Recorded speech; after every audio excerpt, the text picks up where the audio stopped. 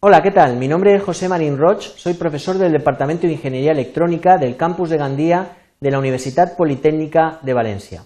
Hoy os voy a hablar de tres señales muy importantes, como son las señales sinusoidales, las cuadradas y las triangulares, y de los parámetros que las caracterizan.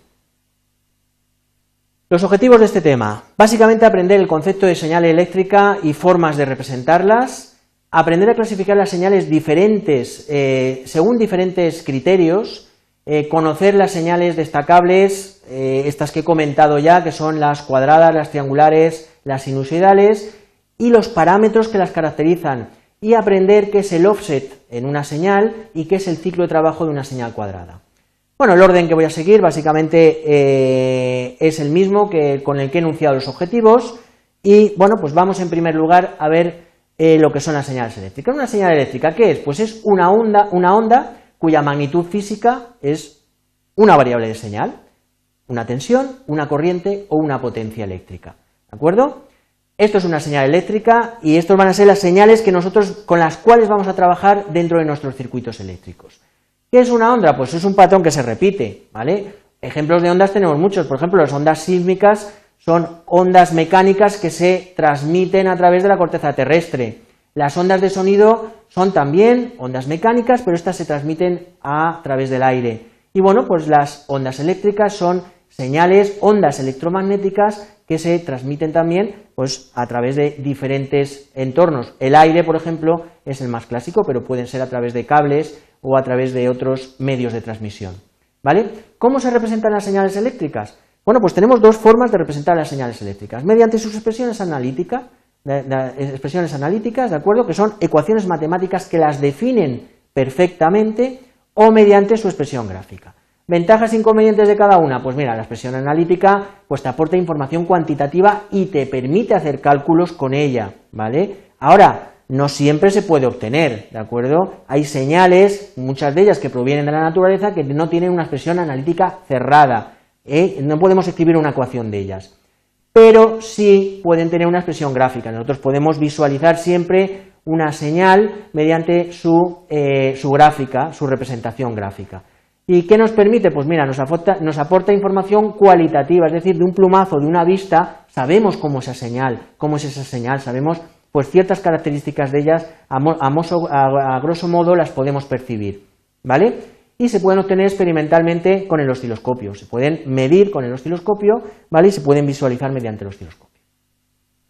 Las señales eléctricas se pueden clasificar en función de diferentes parámetros, ¿de acuerdo?, en función de diferentes conceptos. Por ejemplo, si atendemos a la periodicidad, pues hay señales que son periódicas y señales que no son periódicas. Las señales periódicas se repiten en el tiempo. Por ejemplo, esta de aquí es periódica, esta de aquí no es periódica, ¿vale?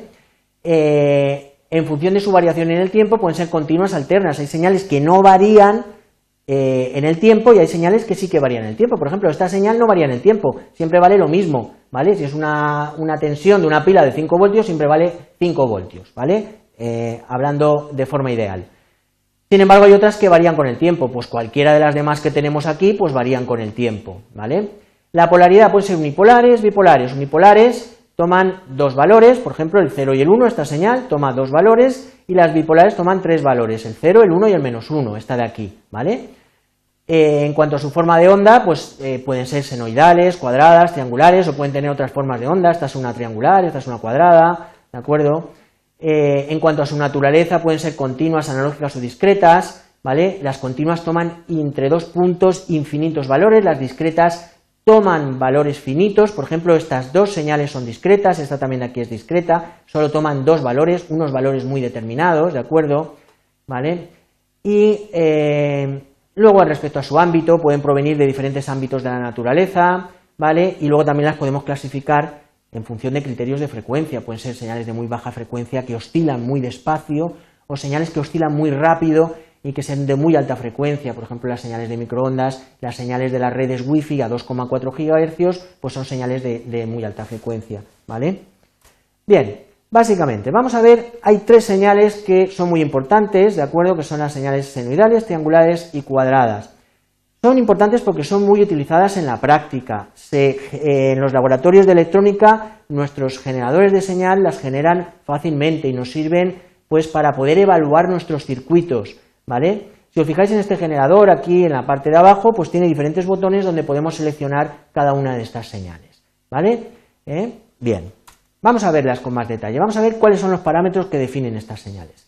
Pues partimos de la señal senoidal, ¿vale? La señal senoidal está definida básicamente por dos parámetros, ¿vale? Que pueden ser tres, podemos decir que son tres. La amplitud, por una parte, ¿de acuerdo?, que es el valor máximo que alcanza la señal o el valor mínimo, ¿de acuerdo? Esta es la amplitud de una senoidal. La frecuencia, que es la rapidez con la que oscila, o el periodo, que es el número de segundos que tarda en repetirse, ¿de acuerdo? El periodo se mide en segundos y la inversa es la frecuencia, la inversa del periodo. Es decir, yo puedo decir esta señal tiene un periodo de tantos segundos o esta señal se repite tantas veces en un segundo, con lo cual ya sería la frecuencia y se mide en hercios. ¿La amplitud en qué se mide? Pues depende de la variable de señal, ¿de acuerdo?, que estemos analizando en el circuito. Si estamos analizando tensiones son voltios, se mide en voltios, si son corrientes en amperios y si son potencias en vatios, ¿vale? Por analogía con las senoidales, definimos las triangulares y las cuadradas simétricas, y en este caso podemos hablar de la amplitud también, del periodo y de la frecuencia, ¿vale? Son exactamente los mismos parámetros que en la senoidal. Hay un parámetro, ¿de acuerdo? No es un parámetro, es un concepto, que es el concepto de offset, ¿de acuerdo? Una señal en general no va a ser alterna pura, es decir, no tiene por qué estar siempre centrada en este eje, ¿de acuerdo? ¿Vale? En general las señales serán combinaciones se componen como combinación de varias señales. Hay una combinación muy clásica que es a una alterna sumarle una continua, ¿de acuerdo? Si yo a esta señal le sumo esta, obtengo la misma señal, pero levantada en el eje hacia arriba, ¿de acuerdo? A esto se le llama offset de una señal o valor medio de la señal o valor de continua añadido a la señal, ¿vale? En general, ¿de acuerdo?, pues tenemos que distinguir, en las señales se pueden componer de dos, de su componente alterna y de su componente continua, ¿vale? Y esto es el offset de la señal. El offset también se puede generar desde el generador de señal. Yo puedo ajustar en el generador de señal una amplitud, podemos verlo aquí, aquí podemos ajustar la amplitud de la señal y podemos ajustar el offset, con lo cual, ¿vale?, obtendremos señales subidas o bajadas en el eje de esta manera. Bueno, respecto a la senoidal, ¿qué más cosas tenemos que decir? Pues bueno, vamos a hablar un poquito más de la senoidal. Imaginaos que tengo un vector, ¿de acuerdo?, que está girando alrededor de una circunferencia, ¿de acuerdo? Está girando en forma circular. Este vector tiene un módulo A, este módulo A será la amplitud de la senoidal. La velocidad de giro es una velocidad angular, ¿de acuerdo? Este vector dará una vuelta en un periodo, ¿de acuerdo? A esto le llamamos pulsación angular o velocidad angular. Y fijaros, una vuelta son 2pi y el periodo es t. Omega es igual a 2pi partido por t, ¿de acuerdo? O 2pi por f, porque t es el periodo de la señal. Fijaros que este vector cuando gira, ¿de acuerdo?, está dibujando en el eje horizontal o en el eje vertical, está dibujando sinusoidales. Fijaros que aquí tiene la amplitud máxima, cuando va subiendo va disminuyendo la amplitud, luego va aumentando, se va moviendo y se va dibujando esta señal. Un concepto muy importante también es el de fase o el de desfase entre dos señales.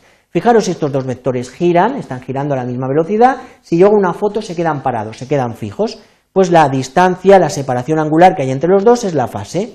Y esto, ¿de acuerdo?, en el eje temporal se traduce en un desplazamiento temporal. Una señal está adelantado con respecto a la otra. Fijaros como cada una tiene su amplitud, A y B, y tienen están desfasadas, tienen un desplazamiento temporal. En cuanto al ciclo de trabajo, es un concepto muy sencillo de las señales cuadradas, ¿vale? Es aquel concepto que nos indica el porcentaje de señal que hay a nivel alto. Fijaros que esta señal cuadrada no ocupa todo el periodo, ocupa solo, ¿vale?, una parte del periodo, pues el ciclo de trabajo es el tiempo que está a nivel alto dividido por el periodo completo y multiplicado por 100, se mide en tanto por 100. Fijaros que aquí el ciclo de trabajo es el 25% porque la señal ocupa un cuarto del periodo. ¿Qué hemos aprendido? Pues hemos aprendido lo que es una señal eléctrica, cómo representarla, diferentes formas de clasificarlas, ¿de acuerdo? Hemos aprendido los parámetros básicos de las señales, el concepto de offset, ¿vale?, los parámetros de las señales sinusoidales, los parámetros básicos y por último, cuál es el ciclo de trabajo de una señal cuadrada. Nada más, nos vemos en la próxima lección.